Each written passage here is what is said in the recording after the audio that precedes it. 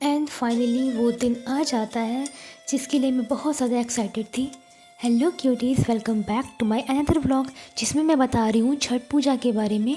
और आज है पहला अर्घ यानी कि संध्या अर्घ, जिसके लिए मैं ओवर एक्साइटेड हूँ बहुत दिनों से। और अब मेरी एक्साइटमेंट जल्दी ही ख़त्म होने वाली है, लेकिन उससे पहले ये बिल्ली मुझे बहुत परेशान करती है।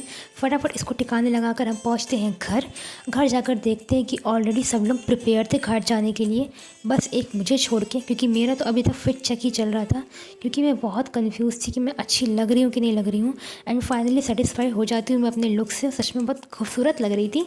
एंड फिर हम जाते हैं दौरा उठाने, जिसके लिए मैं बहुत ज़्यादा एक्साइटेड थी, क्योंकि मैंने बताया है कि ये मेरी पहली छठ पूजा है।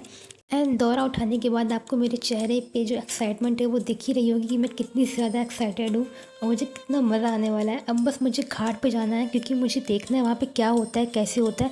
ये तो आपको मेरी स्पीड से पता चल ही रहा होगा कि मैं कितनी एक्साइटेड हूँ। जब दौरा उठाओगे थोड़ी बहुत प्रॉब्लम आएगी, क्योंकि माँ आपको टेस्ट कर रही होती हैं आप कितने लॉयल हो उनके लिए। बट हाँ, उनका नाम लोगे तो सब अच्छे से हो जाएगा, ईजिली हो जाएगा और कोई भी चीज़ हैवी नहीं लगेगी। एंड यस, आज है पहला अर्घ और भीड़ देख के आपको पता चल ही रहा होगा कि कितनी ज़्यादा लोग आए हुए हैं यहाँ पे छठ मनाने के लिए। मतलब लिटरली मुझे लग ही नहीं रहा है कि मैं कोलकाता में हूँ, इतनी ज़्यादा भीड़ है यहाँ पे। मतलब खड़े होने की भी जगह नहीं है, सोफा इतना ज़्यादा हो गया है कि पूरी सीढ़ियाँ फुल हो चुकी हैं, किसी के भी बैठने और खड़े होने की जगह नहीं है। इसलिए आधे लोग पानी में ही उतर जाते हैं और नानी पूजा करना स्टार्ट कर देती हैं, और मैं भी पानी में ही आ जाती हूँ, क्योंकि मुझे तो सब कुछ शूट करना था। और मुझे यहाँ से दिख रहा था कितनी ज़्यादा भीड़ है, मतलब पूरा घाट लोगों से भरा हुआ था। मतलब ये सबसे अच्छा और सबसे पवित्र त्यौहार है, मुझे अब तक तो ऐसा ही लगता है। और अब आ जाती है मेरी माता श्री यानी मेरी मम्मी, सबसे पहले अर्घ वही देती हैं।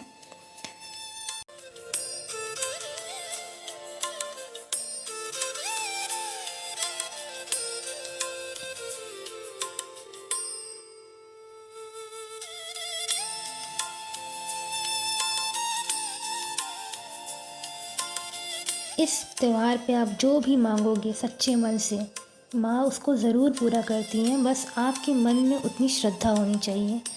और मैं ऐसा मानती हूँ कि एक यही माँ है जो सबसे जल्दी अपने भक्तों की सुनती हैं।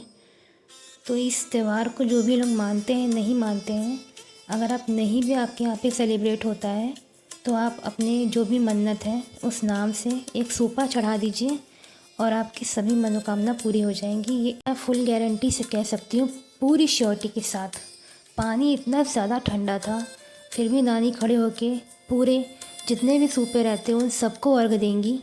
और मुझे यही देख के बहुत अच्छा लग रहा था कि कितनी श्रद्धा है इस पूजा में, इस त्यौहार में। ऑब्वियसली हमारी पहली छठ थी, तो हमें सब ने कहा कि हम सभी को अर्घ ज़रूर देना चाहिए। इसीलिए मम्मी, दीदी और मैंने, हम तीनों ने दिया। उसके बाद मेरी जो कज़न है नेहा, उसने भी अर्घ दिया।